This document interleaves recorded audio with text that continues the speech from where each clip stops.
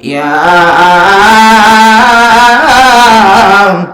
আইয়ুহাল্লাযীনা আমানু সাল্লু আলাইহি ওয়া সাল্লিমু তাসলিমা আল্লাহুম্মা সাল্লি আলা সাইয়্যিদিনা মাওলানা মুহাম্মাদ ওয়া আলা আলি সাইয়্যিদিনা কোন দিন জানি ঢাকা শিবে এ বাড়ি ঘর সারিতে আপন পোশাক খুলে খুলে সাদা মার্গিন পরিতে আল্লাহুম্মা সাল্লি আলা সাইয়্যিদিনা মাওলানা মুহাম্মাদ ওয়া আলা আলি সাইয়্যিদিনা মাওলানা ঈশা সার তোবা কর বই কর ভাই মরণের এক সেকেন্ডের নাই ভরসা তোমার আমার জীবনের আল্লাহুম্মা সাল্লি আলা সাইয়্যিদিনা মাওলানা মুহাম্মাদ আলা আলি সাইয়্যিদিনা লা ইলাহা ইল্লাল্লাহ লা ইলাহা ইল্লাল্লাহ লা ইলাহা লা ইলাহা ইল্লাল্লাহ লা ইলাহা ইল্লাল্লাহ লা ইলাহা ইল্লাল্লাহ লা ইলাহা লা ইলাহা এই দুনিয়ার গুনাহ খাতা এই দুনিয়ার গুনাহ খাতা মাফ করে দাও তুমি আল্লাহ লা ইলাহা লা ইলাহা জবান খুলে লা ইলাহা লা ইলাহা লা ইলাহা লা ইলাহা লা ইলাহা লা ইলাহা জিগের একটা সাউন্ডটা দিয়ে যাও ও লা ইলাহা লা ইলাহা লা ইলাহা ইল্লাল্লাহু লা ইলাহা ইল্লাল্লাহু মুহাম্মদ রাসূল আগে রাতে পার হইবে দুই ফুলসে রাতের ফুল মারহাবা আল্লাহ আল্লাহ আগে রাতে পার হইবে দুই ফুলসে রাতের ফুল মারহাবা আল্লাহ আল্লাহ আল্লাহ আল্লাহ আল্লাহ আল্লাহ আল্লাহ আল্লাহ আল্লাহ আকে রাতে পার হইবে দুই ফুলসে রাতের ফুল মারহাবা আল্লাহ আল্লাহ আল্লাহ যেদিন কাঙ্গা সিগবে সারা জান্না রিঙ্গি সাবনি বে সেই দিন তোমায় কে দরাবে সেই দিন তোমায় কে তোরাবে মোহাম্মদ রাসূল আগে রাতে পার হইবে দুই ফুলসে রাতের ফুল মারহাবা আল্লাহ আল্লাহ আল্লাহ আল্লাহ আগে রাতে পার হইবে দুই ফুলসে রাতের ফুল মারহাবা আল্লাহ আল্লাহ মুর্শিদ মুর্শিদ কইরা মোরা ঘুমাসে না নয়নে আমারে বলি বাগ মুর্শিদ কে মনি গে মারহাবা আল্লাহ আল্লাহ আমারে বলি বাগ মুর্শিদ কে মনি গে মারহাবা আল্লাহ আল্লাহ আল্লাহ আমি তোমায় ভালোবাসি পাগলের মতো যত কাঁদ কাঁদব আমি সোনমের মতো মারহাবা আল্লাহ আল্লাহ জিকির জিকির আল্লাহ আল্লাহ লোক সমাজে যেই যাহাম বলল সারব না প্রেম জীবনে লোক সমাজে যেই যাহাম বলল সারব না প্রেম জীবনে আমারে বলি ভগবানের বাবা কে মনে কি মারহাবা আল্লাহ আল্লাহ আল্লাহ আল্লাহ আল্লাহ আল্লাহ অপরাধী হইলে আমি তগর মারহাবা আল্লাহ আল্লাহ আল্লাহ অপরাধী হইলে আমি তগর মারহাবা আল্লাহ আল্লাহ আমি তোর প্রেমের মরা চাইয়া দেখে না এক নজর অপরাধী হইলে আমি তগর মারহাবা আল্লাহ আল্লাহ আল্লাহ আমার মুর্শিদ কেন বুঝে না গো তারে আমি কত ভালো বাগাসি কে মারহাবা আল্লাহ দেখায়া তার রূপের জল মন কই রাজে উদাসী তোরে আমি কত ভালো বাগাসি কে মারহাবা আল্লাহ আল্লাহ আল্লাহ ও মেনপুরে আইসা বাজার বাবা কি রূপ দহরাই লাগা হাই রে কি রূপ দহরাই লাগা গা পকত রে পা কল বাহানায়া দয়াল গো গই রৌকাই লাগা মালি গো গই রৌকাই লাগা মুর্শিদ গো গই রৌকাই লাগা মারহাবা আল্লাহ আল্লাহ আল্লাহ আল্লাহ বাইরহ পেতে আইসা বাজার বাবা কি রূপ দহরাই লাগা হাই রে কি শান দহরাই লাগা গা পকত রে পা কল বাহানায়া বাজান গো গই রোকাই লাগা বাজান গো গই রোকাই লাগা মারহাবা আল্লাহ আল্লাহ আল্লাহ আল্লাহ আল্লাহ আল্লাহ আল্লাহ আল্লাহ আল্লাহ মুর্শিদ কল গই রোকাই লাগা মারহাবা আল্লাহ আল্লাহ আমি তোরে না সাহারিব আমি তোরে যাইতে না দিব আমি তোরে না সাহারিব আমি তোরে যাইতে না দিব দয়াল বাবা বাদশার বাবারে পাইলে চরণ না সাহারিব দয়াল বাবা বাদশার বাবারে চাইলে চরণ আল্লাহ রিব মারহাবা আল্লাহ আল্লাহ মনের কথা কইলা কইমু আমি তোরে যাইতে না দিমু দয়াল বাবা তাহিরি রে আইলে চরণ নাসাহারিব দয়াল বাবা মুর্শিদ রে পাইলে চরণ নাসাহারিব মারহাবা আল্লাহ আল্লাহ আল্লাহ আল্লাহ আল্লাহ আল্লাহ আল্লাহ আমার মরণে কত দিন বাকি আমি জানিলাম না গো আল্লাহ মরণে কত দিন বাকি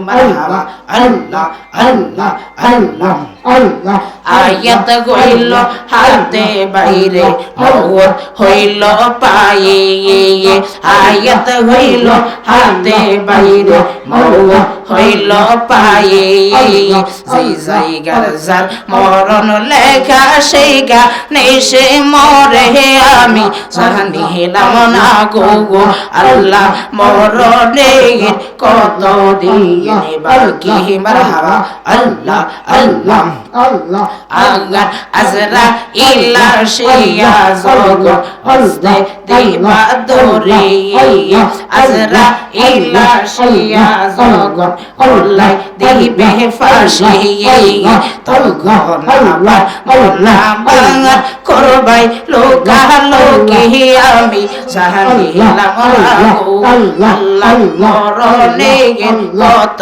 দিন বাকি মারহাবা আল্লাহ আল্লাহ আল্লাহ আল্লাহ আল্লাহ আল্লাহ আল্লাহ আল্লাহ আল্লাহ আমার মরণে কত দিন বাকি আমি জানিলাম না গো আল্লাহ মরণে কত দিন বাকি মারহাবা আল্লাহ আল্লাহ আল্লাহ আল্লাহ আল্লাহ আল্লাহ মরণে কত দিন বাকি আমি জানিলাম না গো আল্লাহ মরণে কত দিন বাকি মারহাবা আল্লাহ আল্লাহ আল্লাহ আল্লাহ আল্লাহ আল্লাহ আল্লাহ আল্লাহ আল্লাহ আল্লাহ কালমালা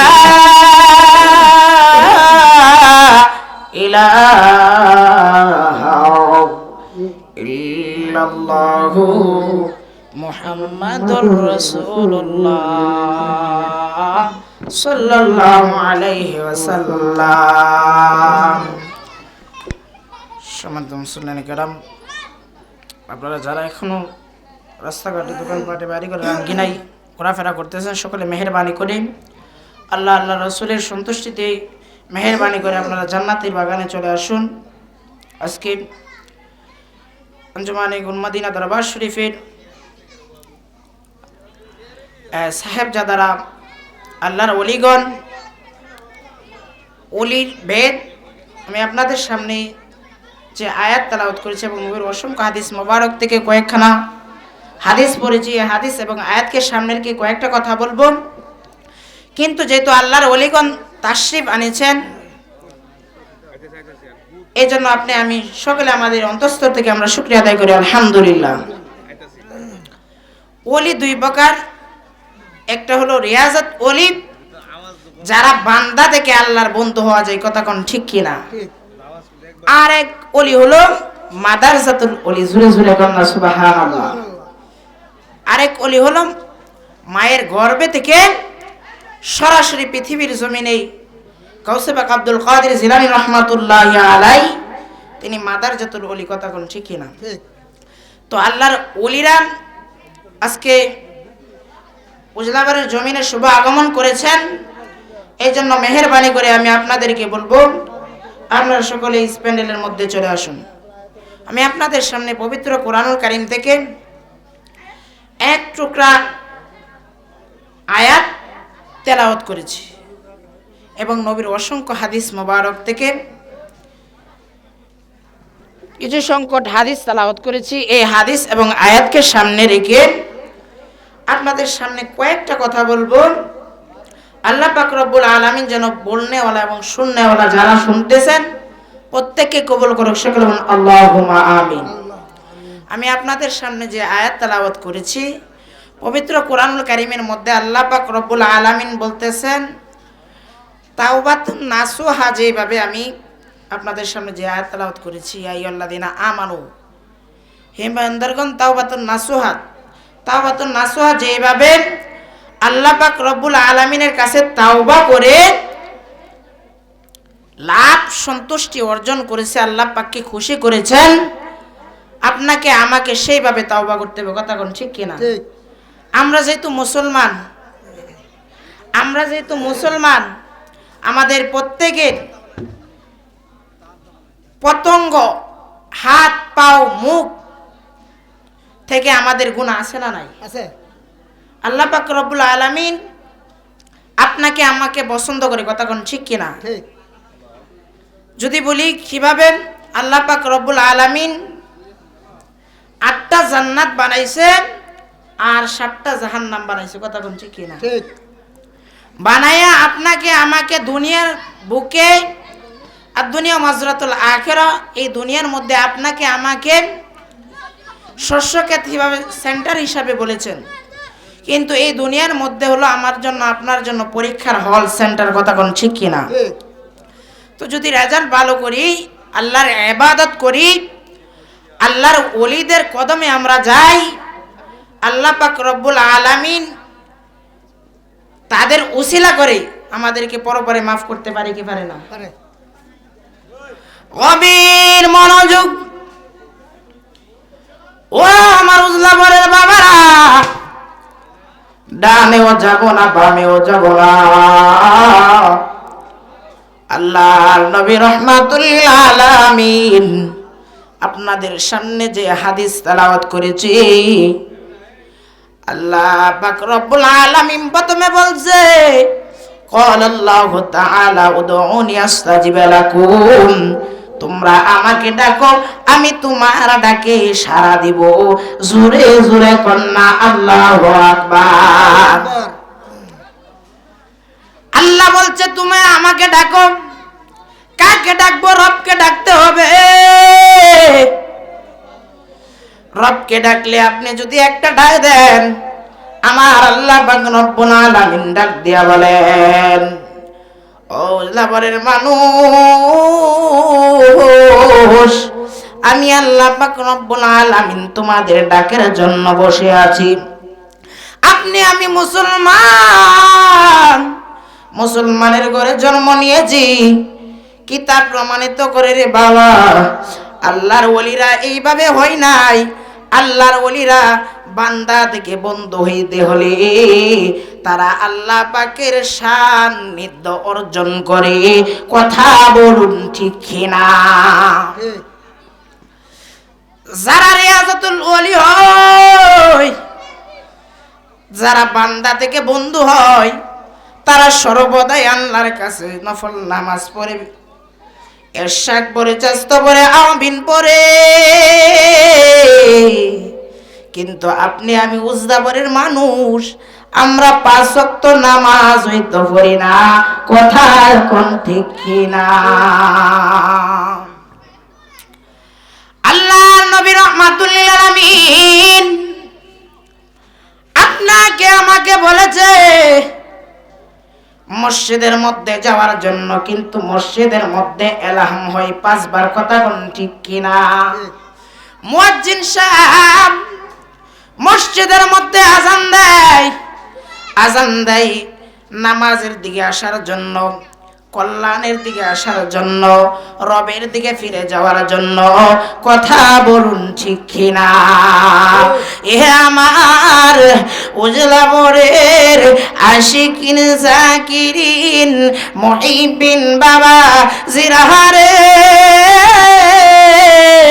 অন্তরের কান লাগায় শুনবেন আল্লাহ পাক রব্বুল আলামিন কিভাবে তওবা করার জন্য বলছে। প্রথমে আপনি আমি মুসলমানের ঘরে জন্ম নিয়েছি, কিন্তু আপনি আমি মুসলমানের ঘরে জন্ম নিলে আমরা ইমানদার হতে পারি না। আল্লাহ পাক রব্বুল আলামিন রব্বুল আলামিন 2 পারার মধ্যে ডাক দেয়া বলতেছেন, বিসমিল্লাহির রহমানির রহিম,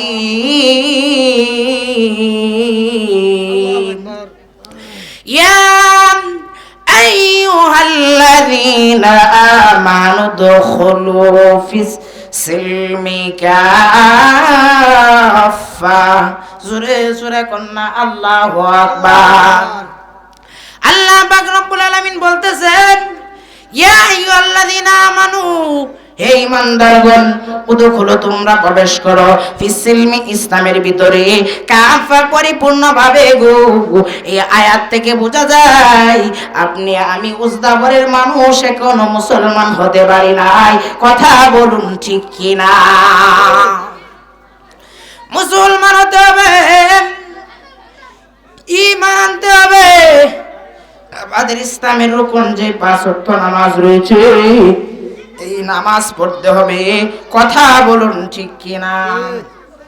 মসজিদের মধ্যে যাইয়া আপনি যদি আল্লাহর কাছে হাত বাড়ান, আমার আল্লাহ রাব্বুল আলামিন ডাক দিয়া কই, আমি বান্দার হাতের জন্য আমি আল্লাহ অপেক্ষা করি। জোরে জোরে কন্যা সুবহানাল্লাহ। তোমার মত দয়ার সাগর আল্লাহ আর তোকে হোনাই, আমি বান্দা দয়াবি কাহাই, আমি বান্দা করুণাবি কাছে। কথা কোন ঠিক কিনা? আপনি আমি মসজিদের মধ্যে যাইলেন, আল্লাহ পাক রব্বুল আলামিন ডাক দিয়া বলতেছেন, ক্বালাল্লাহু তাআলা উদউনি আস্তাজিব লাকুম, তোমরা আমাকে ডাকো আমি তোমার ডাকে সাড়া দিব। জোরে জোরে কন্যা সুবহানাল্লাহ। কি দিব? সাড়া দিব। আপনাকে আমাকে ডাকার জন্য আল্লাহ পাক বলতেছেন। তো আপনি আমি এখন মসজিদের মধ্যে যাই না, কথা কোন ঠিক কিনা? আজকে আল্লাহর ওলিগণ এখানে শুভ আগমন করেছে। আপনি আমি আল্লাহর ওলিদের কাছে বায়াতে রাসূল গ্রহণ করি ঠিকই, কিন্তু বাংলাদেশের মধ্যে এমন কোনো হক্কানি দরবারের সাহেবজাদা কোন, পীর সাহেব হুজুর কোন, গদিনিসিন কোন, যারা আছে হুজুর, প্রত্যেকেই কিন্তু প্রথমই নামাজের সবক দেয়। কথা কোন ঠিক কিনা? আপনি আমি তরিকার মধ্যে আসি, বায়াতে রাসূল গ্রহণ করি, আপনাদের জের মসজিদকে আমরা নামাজের সবক দেয়, কিন্তু আপনি আমি নামাজ পড়ি না। সংসার সংসার কইরা ববে গো, করলাম না বন্দেগি,